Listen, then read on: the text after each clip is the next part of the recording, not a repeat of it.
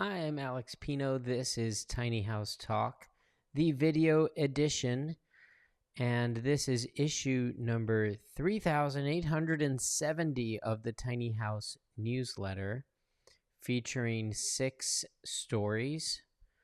And we're going to go over them one by one here. If you want to sign up for the newsletter yourself, you can just head on over to tinyhousenewsletter.com. It's free to sign up, and you can browse around yourself at that point. So we'll go over each story one by one. Grab your cup of hot coffee or tea and enjoy. So first off is Sierra's creative van life. She is a creative consultant. She runs a company called Boondock Consulting, and it's actually I believe it's a sort of a web services, marketing services type of business. So she's created this unique life where she gets to live van life in her own conversion. And she talks about, if you go into details, she talks about what she'd change with her van build now that she's lived in it for some time. And you can actually watch the full video right here. I guess I could show you clips of it. But yeah, I'm just experimenting with making this video version of this newsletter. I hope you like it. The second story is this 3-level A-frame cabin in the woods. And that's what it looks like. Apologies for that odd ad there. This is what the home looks like. Look at the top level loft. I believe that's in the back. You see, I don't know if you could see my mouse, but it's right back there, and you can watch the full video over at Tiny House Giant Journey YouTube channel. Our big thanks to her for sharing this story and allowing us to do a blog post on it. The next story is this Bachelor Pad shuttle bus tiny home. So, this guy went from backpacking and living nomadically to, instead of, moving into an apartment or buying a traditional home or condo or anything like that, he decided, I'll just turn a bus into my home.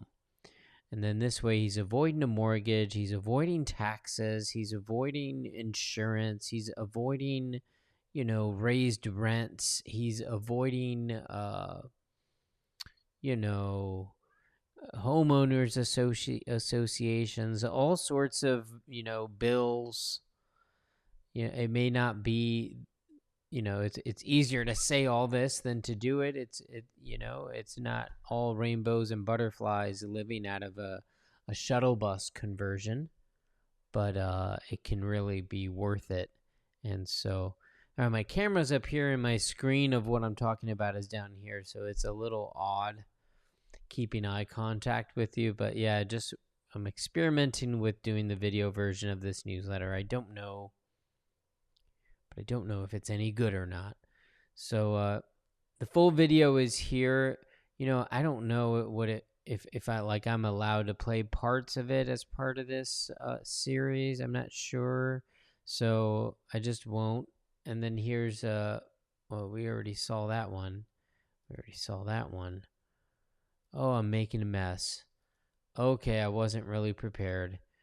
All right, here's the next story, which is a Greyhound bus conversion turned into this minimalist and spacious motorhome with its own giant bathroom.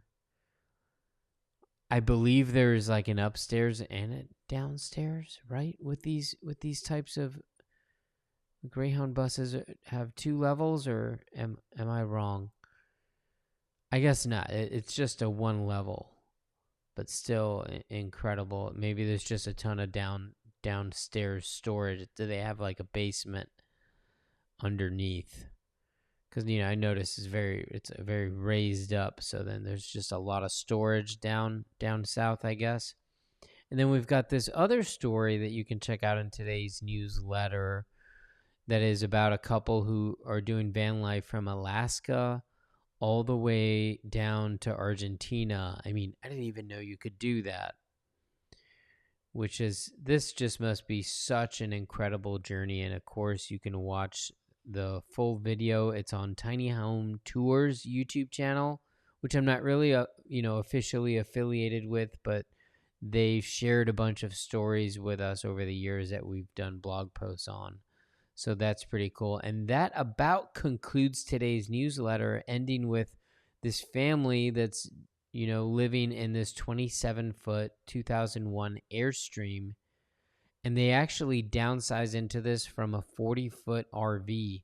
But they customized the 27-foot Airstream so much that they actually have more space, more storage space than they used to have in their 40-foot RV, which is pretty incredible to think about. It really shows what you can do with just, putting up storage, putting up shelves, putting up cabinets, and doing it smartly.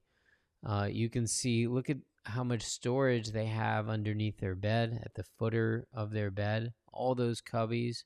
So I can definitely see how they likely created even more storage and customization in their home. And so, yeah, they transitioned to from a 40-foot RV to a 27-foot Airstream trailer in 2019. You can watch the full video in today's newsletter, on our blog post, or directly on the Tiny Home Tours YouTube channel. That about concludes today's newsletter, featuring the consultant's creative van life, family in a 27-foot Airstream trailer, the Bachelor pad shuttle bus, the Greyhound bus converted into a custom motorhome, the couple who did van life from Alaska to Argentina, and the modern 3-story A-frame cabin in the woods.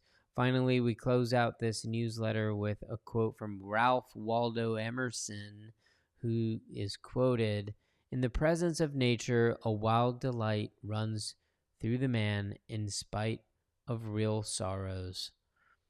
So that's just a little encouragement to try to get yourself out in nature today. At least go for a walk, or have a good look out the window at the very least. Try to get yourself outside, get some fresh air, get some sunshine if you can. And I hope to see you on the next newsletter. Have a great day, and hope you're having a nice weekend. See you on the next episode. Thanks. Goodbye for now.